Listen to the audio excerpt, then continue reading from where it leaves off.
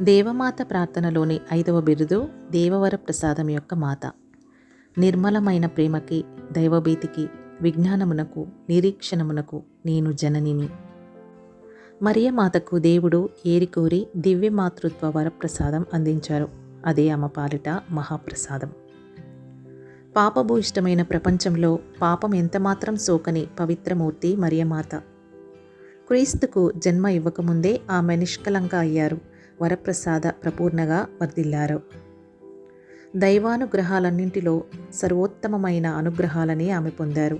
మరి ఇన్ని దైవ అనుగ్రహాలను పొందడమే కాకుండా మనందరికీ ఆధ్యాత్మిక తల్లిగా, వరప్రసాద మాతగా నిలిచారు. దేవదూత గాబ్రియేలు అనుగ్రహ పరిపూర్ణురాలా నీకు శుభము అని మరియమ్మని సంబోధించాడు.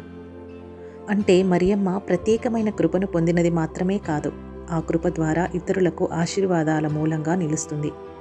ఈ వరప్రసాదాల కోసం అర్థించే వాళ్లకు వాటిని ప్రసాదించాల్సిందిగా ఆమె ప్రార్థిస్తారు. మరియమాత దైవ వరప్రసాద మాతగా తన కోసం మాత్రమే కాక మనందరి కోసం ప్రార్థిస్తారు. కానా పెళ్లిలో ద్రాక్షారసం అయిపోయినప్పుడు మరియమ్మ వారి దగ్గర ద్రాక్షారసం లేదు అని యేసుతో చెప్పింది. యేసు మొదట వెనుకంజ వేసినా చివరికి నీటిని ద్రాక్షారసంగా మార్చాడు. ఇది మరియమ్మ యొక్క మధ్యవర్తిత్వ శక్తిని చూపిస్తుంది. ఆమె మన కొరకు యేసును కోరుతుంది కాబట్టి ఆమె ద్వారానే కృప మనకి చేరుతుంది.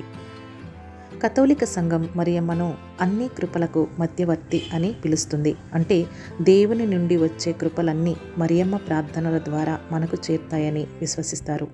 అందువల్లనే దేవవర ప్రసాదం యొక్క మాత మా కొరకు వేడుకొనండి.